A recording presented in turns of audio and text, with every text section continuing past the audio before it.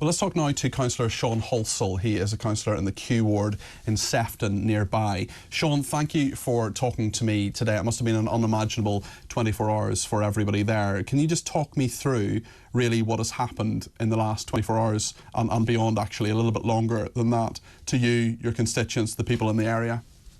Yeah, I think an overwhelming sense of shock. This isn't something that anyone would have imagined could happen here. It's a very quiet town, especially that area of the town.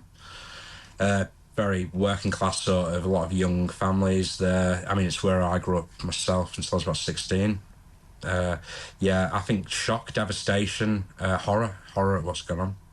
In terms of what we know, and obviously we're being careful because there is a suspect, he is being questioned by police. They say they're not looking for someone else. We heard from Merseyside police yesterday.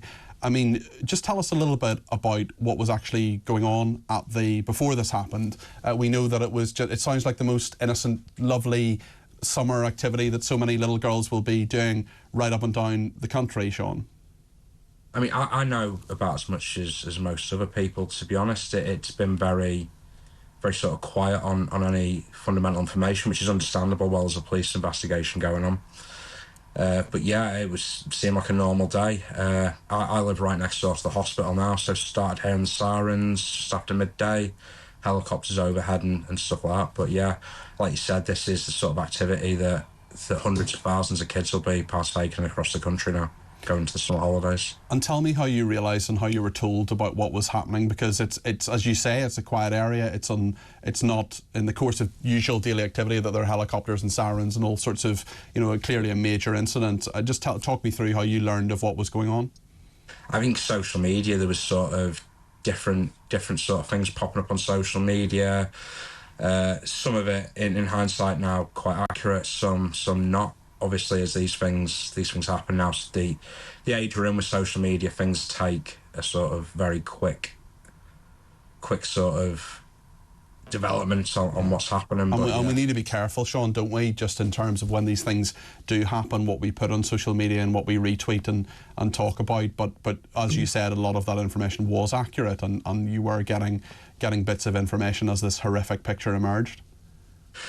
Yeah, I mean, the bits that are accurate were victims and what was actually going on. I think there's still a lot of misinformation out there and certain elements in society trying to spin this to make political gain, which is absolutely abhorrent. It's for something like this to be used to divide communities, it's sickening, and we need to come together and put our arms around those people who have been impacted by this directly and not look to sort of stir hate in the community.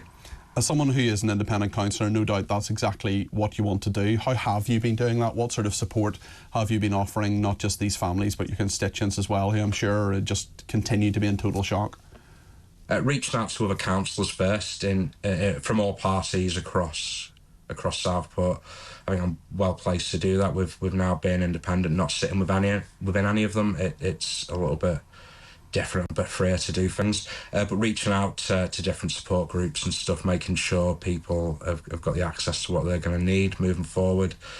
And yeah, just trying to be there. I mean, it's a lot of emails and stuff like that, and trying to reassure people. What have people been saying to you about this incident? What have their reactions been to all the constituents that you've been speaking to? It's a massive sense of shock and disbelief and horror. Like I said, it's not something anyone would ever have imagined could happen here. Southport's a quiet sort of coastal town. It's where a lot of people come when they retire to live out the days. It's not something that anyone here would ever be accustomed to or would imagine could happen. It must just be so shocking that these little girls were murdered. We know that people were killed. There are obviously people in critical condition. Are you getting updates or anything? Do you know any more than what's in the public domain about that? What can you tell us?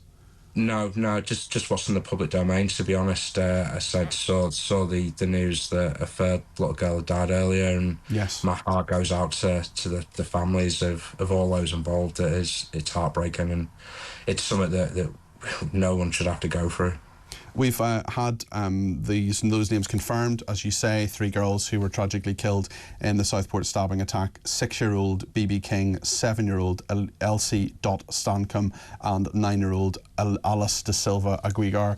In a statement and a tribute shared by police, Bebe King's family said, "No words can describe the devastation that has hit our family as we try to deal with the loss of our little girl, Bebe." The family of Alice Dasilva Aguiar said, "Keep smiling and dancing like you love to do, our princess. Like we said before to you, you're always our princess and no one would change that. Love from your hero, Daddy and Mummy."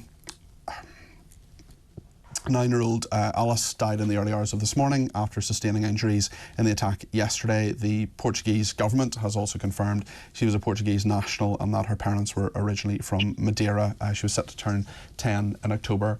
How on earth can a community make sense of this, Sean?